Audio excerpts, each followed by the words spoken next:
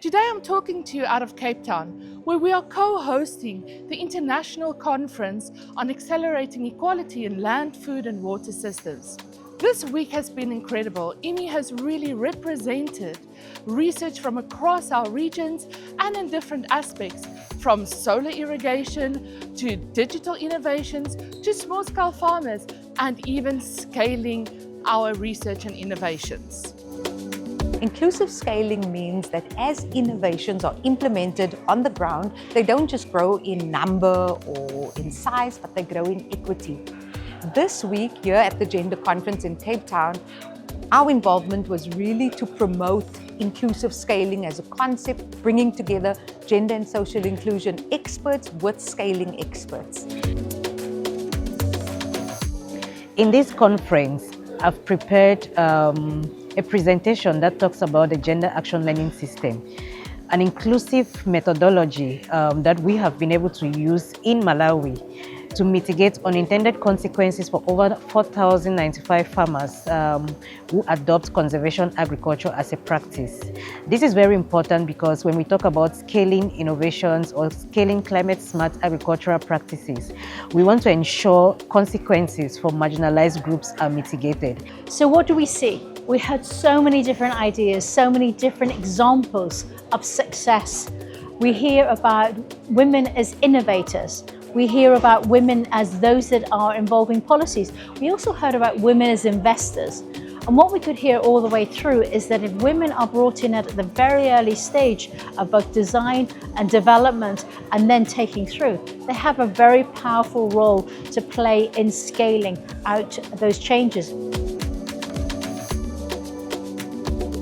We are actually in the process of developing what we are calling a gender scorecard.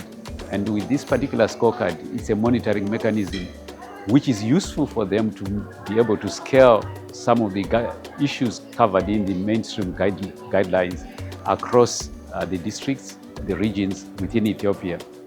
And one of the key things that we're also hoping to do is that once we draw lessons of experience on scaling from within Ethiopia, we're going to scale those beyond Ethiopia by looking at other countries such as Malawi and Zambia.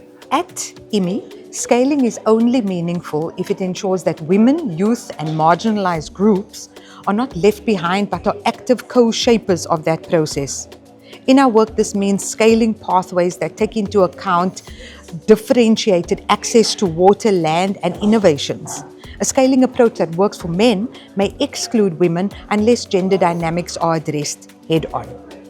From an IWMI perspective, looking at gender equity and social inclusion, for us it's mainstreamed.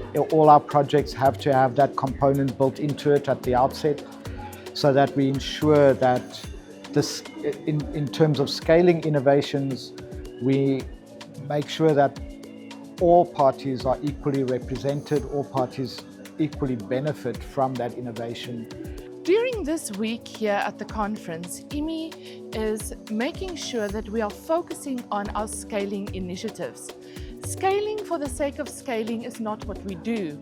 We believe that we need innovative, inclusive and responsible scaling. To that effect, we've had a number of events, workshops, meetings and presentations on scaling and what it means to do inclusive scaling. It's really important that we understand that scaling is not just about numbers, but really about mitigating unintended consequences in the way that we scale inclusively and responsibly.